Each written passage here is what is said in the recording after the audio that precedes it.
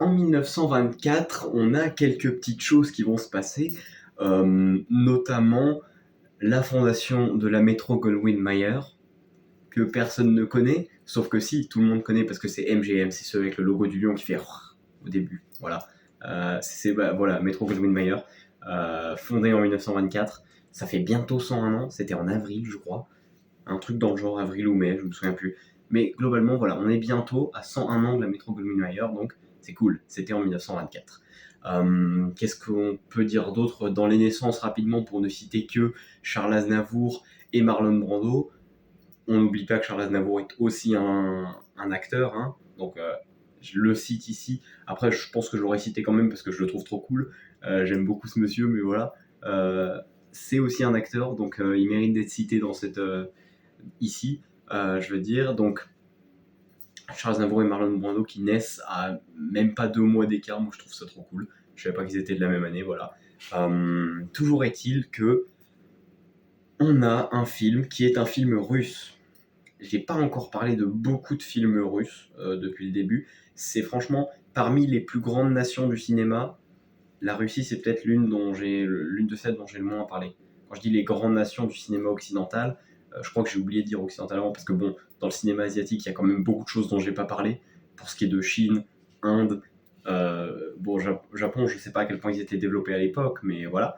Il y a des grandes nations, mais voilà, pour ce qui est du cinéma occidental, on a quand même la France, j'en ai beaucoup parlé non-stop, États-Unis pareil, Royaume-Uni, j'en ai déjà pas mal parlé, des grandes nations comme ça. La Hongrie, je vais bientôt en parler, je pense. Je suis pas sûr d'en avoir déjà parlé, je crois que non, mais je vais bientôt en parler dans quelques années. Je sais pas exactement quand, mais il y a des films hongrois que j'aime bien et dont je parlerai dans tous les cas. Voilà. Toujours est-il que la Russie, c'est un pays extrêmement important dans l'histoire du cinéma. C'est un pays qui a nationalisé le cinéma, hein. C'est pour ça que aujourd'hui, je vais faire des, des, des bifurcations sur le cinéma russe en plus général que le film dont je parle aujourd'hui, parce que c'est cool et j'ai envie d'en parler. Mais du coup, aujourd'hui, on parle d'un film dont je suis pas sûr d'avoir le nom exact, Les extraordinaires aventures de Monsieur West au pays des bolcheviks, je crois que c'est ça. Donc, c'est un film que je trouve trop cool. Franchement, honnêtement, il m'a fait rire. C'est vraiment un peu il y a un peu l'innocence du vieux cinéma où tu te dis ouais quand même c'est cliché et tout, mais moi je trouve ça trop cool, j'ai adoré ce film. C'est un film en fait donc russe qui joue beaucoup avec les clichés sur les bolcheviks, etc. Et en fait il prend tous les clichés et il les met dans le film pour, pour se foutre de la gueule des Américains, voilà. Donc l'histoire c'est Monsieur West qui porte très bien son nom pour ce qui est de du combat entre les États-Unis et l'URSS. Donc Monsieur West qui visite la Russie en étant convaincu que ce sont des barbares, des grands malades, les bolcheviks, oulala. Et donc il vient avec son garde du corps. Ils sont séparés parce que c'est le bordel, machin. Monsieur West, après, son garde du corps commence à le chercher dans toute la Russie, voilà. Bon, le film est marrant. Moi, je le trouve vraiment marrant. Il y a un truc, à un moment, je me suis dit, pourquoi ça se bat autant? Pourquoi tout le monde se tape sur la gueule H24? Parce que franchement, il y a des bastons toutes les 2 minutes. Et sur le coup, je me suis dit, mais pourquoi ils font que ça? Et après, je me suis dit, en fait, c'est encore une fois pour se foutre de la gueule des clichés, à mon avis. C'est oh là là, les bolcheviks sont violents, machin, et du coup, on veut installer la situation dans un pays violent où tout le monde est méchant, bah tout le monde se tape sur la gueule, évidemment. Et en plus, les bastons sont rigolotes. Parce que même si vous avez vu 1000 films dans votre vie, je pense que vous en avez quand même pas vu beaucoup où un mec tombe d'une échelle puis se bat avec le mec qui l'a fait tomber, puis le gars lui jette une amphore au visage. Vous n'avez jamais vu un mec se prendre une amphore dans la gueule, à mon avis. Et, et moi j'ai trouvé ce plan ultra drôle. J'ai peut-être un humour de merde, j'ai probablement un humour de merde, mais j'ai adoré. Voilà. Donc ce film est super. Encore une fois, je vais dire la même chose qu'à chaque fois que je parle d'un film. Regardez-le. Encore une fois, c'est du noir et blanc, il n'y a pas de son, ça va venir. Mais c'est du noir et blanc, pas de son. Donc ça sera pas au goût de tout le monde. Mais si ça vous plaît, ça vous plaît. Donc autant essayer. Pour ce qui est donc du sens de ce film. Bon, il se moque des clichés sur les bolcheviks pour tourner en dérision les Américains. Faut pas oublier que c'est un film de l'URSS, donc pourquoi le film se moquerait forcément des Américains? Parce qu'il est russe en 1924, et qu'en 1924, ça fait déjà quelques temps que Lénine a nationalisé la production de films.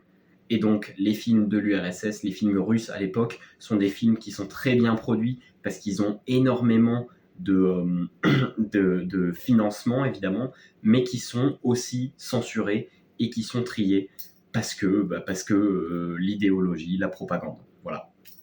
Lénine, tout comme Trotsky, était un gars qui croyait dur comme fer que le cinéma était un énorme moyen pour faire diffuser une idéologie ou une propagande, et que c'était un des meilleurs arts possibles pour ce genre de choses.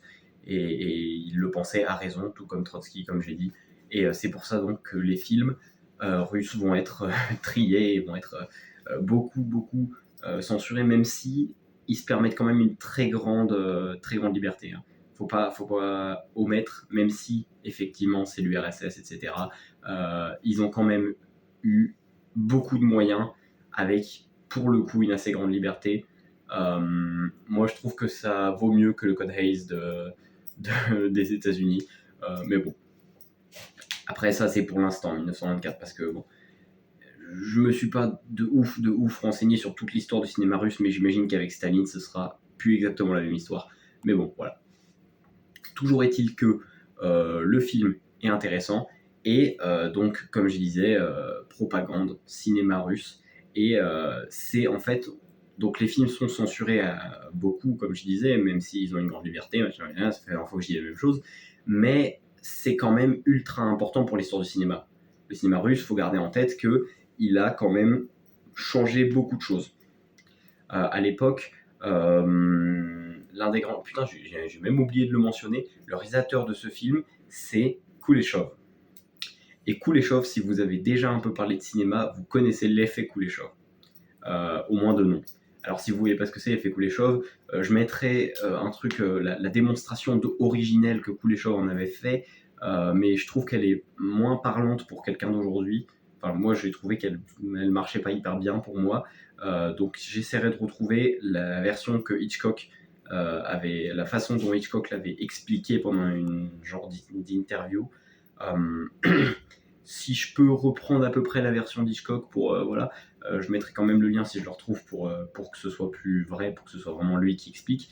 Globalement, l'effet Kuleshov, c'est entrecouper une scène d'autres plans qui vont modifier ce qu'on perçoit du reste de la scène. En gros, donc là je reprends vraiment le truc de Hitchcock, vous voyez un plan sur un homme qui regarde au loin, puis sourit. Là vous vous dites, c'est un homme qui sourit. Or, si on découpe au milieu, on a le plan de l'homme qui regarde au loin, puis un plan sur un bébé mignon qui joue, puis le plan sur le gars qui sourit. Vous vous dites, c'est un homme qui aime les enfants, il aime son enfant, peut-être bien que c'est son enfant et qu'il le regarde et qu'il est attendri de voir son enfant jouer comme ça innocemment. Par contre, vous prenez le plan sur le bébé qui joue, vous l'enlevez et à la place vous mettez une femme en maillot de bain. Donc on a le plan du mec qui regarde au loin, le plan de la femme en maillot de bain, l'homme qui sourit. C'est un gros dégueulasse, un pervers.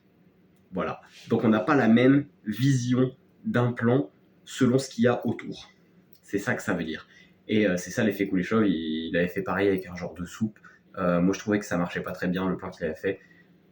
C'est la perception de chacun, et puis pour ce qui est de percevoir les émotions, je suis pas nécessairement le meilleur, donc voilà.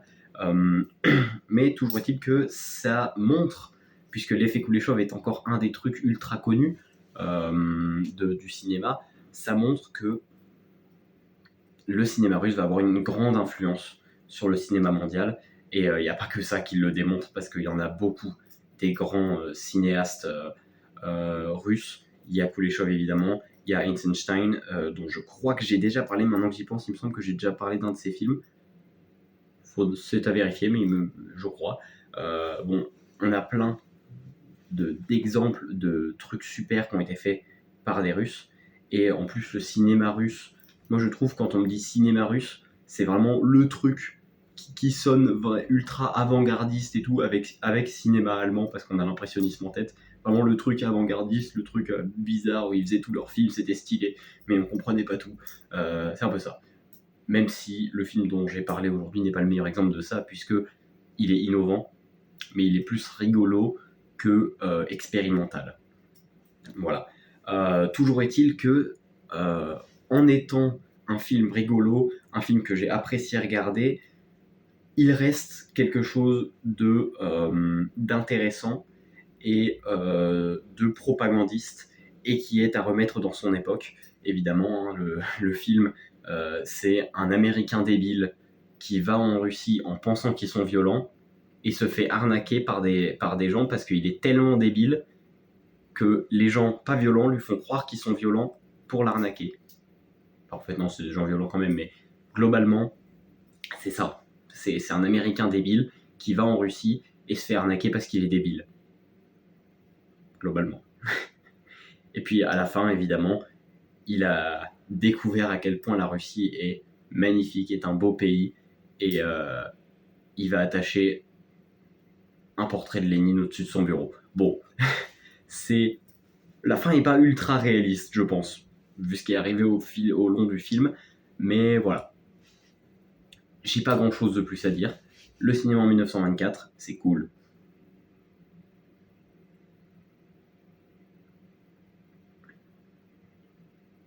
Ça sert à rien, je vais arrêter la vidéo.